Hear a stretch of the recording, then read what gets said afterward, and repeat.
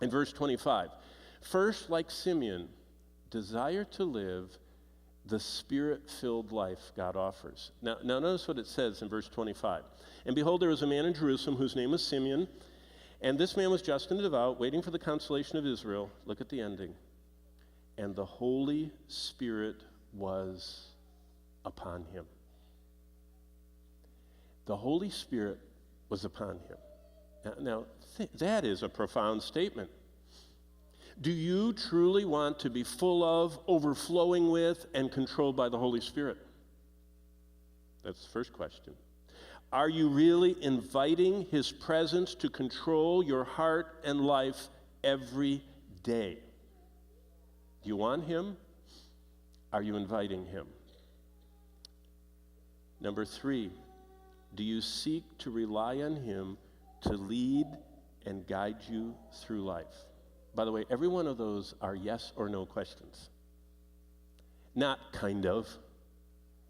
Either this moment, you're seeking to be filled, controlled, and overflowed by the God of the universe through His Spirit, or you're not.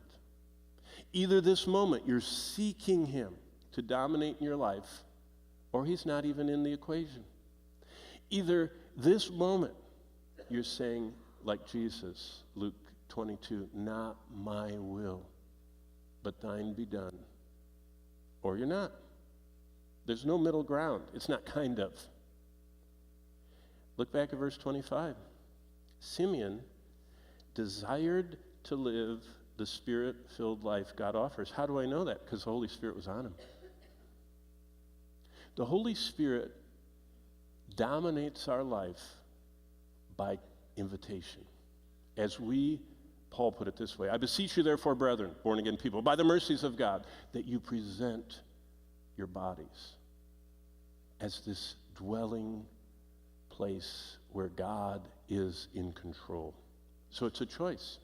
But secondly, Simeon not only had this Spirit-filled life, Simeon secondly sought the Spirit-illumined life. It's wonderful to have the Holy Spirit fill us, but look, like Simeon, seek the Spirit-illumined life. Verse 26, and it had been revealed to him by the Holy Spirit. The Holy Spirit is a revealer. When people tragically, one of the worst things I hear people say, keep saying it, but it's one of the worst things I hear them say is, I don't get anything out of the Bible. I don't get anything out of it. It doesn't make any sense to me. That's tragic. Do you know why? If they're truly saved, the author lives inside of them. And as someone that's written books, if people have any questions about my books, I'm all over it and I explain it to them. And it's wonderful. I enjoy it immensely. And I travel all over and teach what I've written down. Can you imagine how much the author of this book wants every one of us in whom he lives to understand what he's saying? That's what the Spirit-illumined life is about. Simeon knew what God wanted him to do in life. Simeon was confident that the Lord had a plan.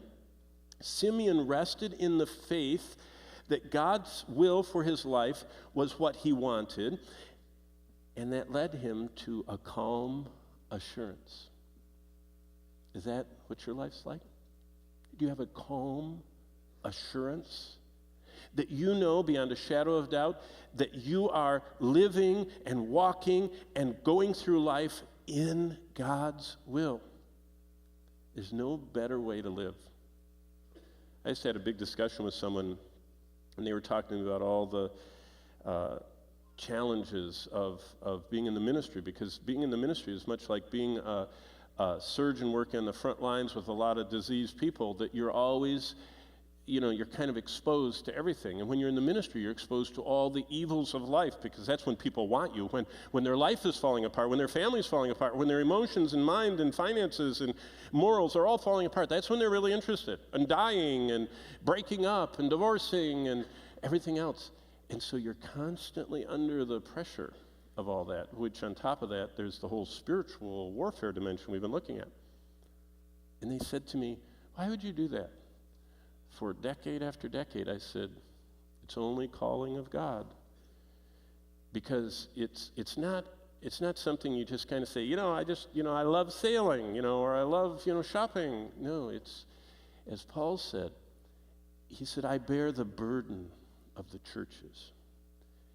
In fact, when I was, in March, when I was talking to John MacArthur, my pastor mentor that I worked with for a few years, he looked at me and he said something very interesting. He said, do you feel it? And I said, if what you're talking about is what I'm thinking, yes, I feel it. He said, do you feel the hourglass burden of the ministry? He said, I work my entire week to get ready to speak on Sunday, and I get done with it, and they turn the hourglass over, and the sand is running down, and I have to be ready again.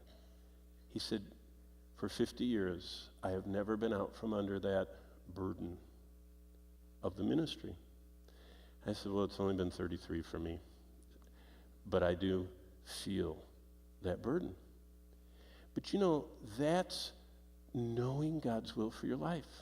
It's a burden to be married because you have a responsibility. It's a burden to raise children. You have a responsibility. It's a burden to fulfill your obligations to your employer because you have, and it's a burden to fulfill your calling to God.